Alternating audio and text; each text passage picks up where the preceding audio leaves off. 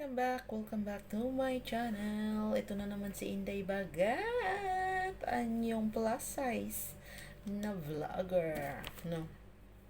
So for today's video, ang pag-uusapan natin ay tungkol sa paano ba natin malalaman na marami nang nakatikim sa saging ni Dudong. So, gusto ko lang tong klaruhin ha, na base lamang po ito sa aking pagbabasa, pagmamarites, at pagtanong-tanong. So, kung kayo po ay natamaan sa mga ganito ay pasensya na po, hindi ko na po yan kasalanan. Pawang just for fun, content lamang. So, santaba ko na talaga. So, yun na nga. Kasi tinanong lang naman to sa akin at kailangan ko namang sagutin na tanong na to na kung saan paano ba malalaman, Inday, na si Dudong ay eksperyensado ng tao, marami ng karanasan, no? So, paano daw malalaman? Excuse me po na nag-hyper na naman ako. Paano nga ba malalaman na yung Dudong na yun, no? Ang saging ni Dodong ay nilamukot na marami ng marami ng pinagdaanan, no? Marami ng experience kumbaga, no? So, unang-una po, in terms of texture, in terms of shape, in terms of kanang kuan.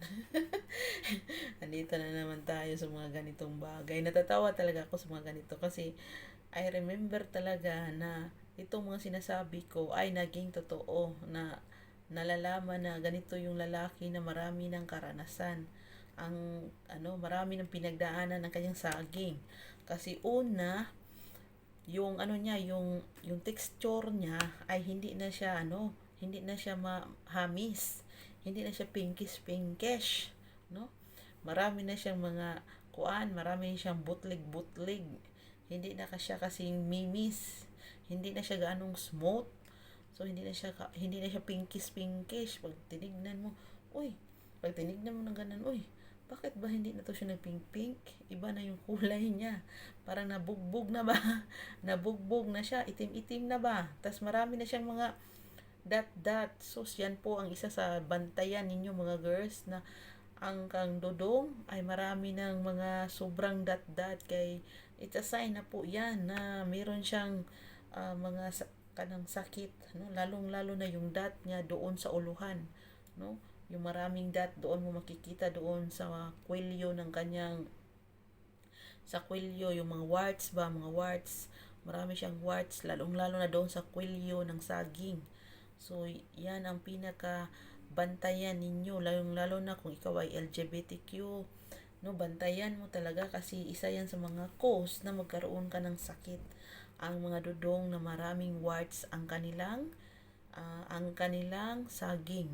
So, yan po pinaka nyo. Hindi na mapink-pinke. Marami ng warts. So, yan po ang sign na marami na siyang karanasan. Pangalawa is yung shape.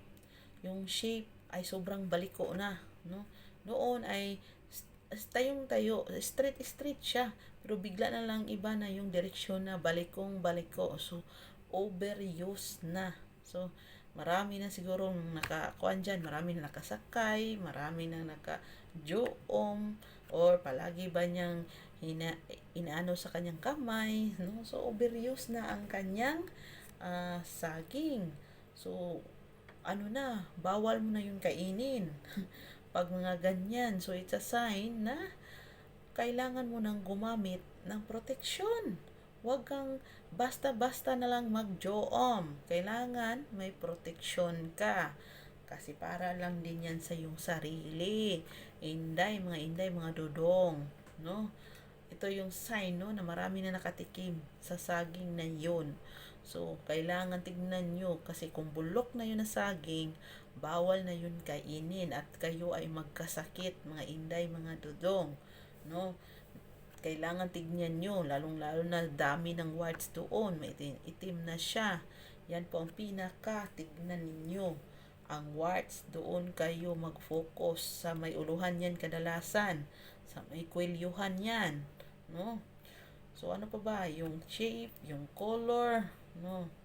Tapos yung iba na yung lumalabas, no? Lalo na iba na yung lumalabas dyan. Sus, hindi na yung sobrang, hindi na yung mga gata, iba na yung may yellowish na pag lumabas. Sus, yan ang pinakaano. Kaya practice po talaga ng safety na SE.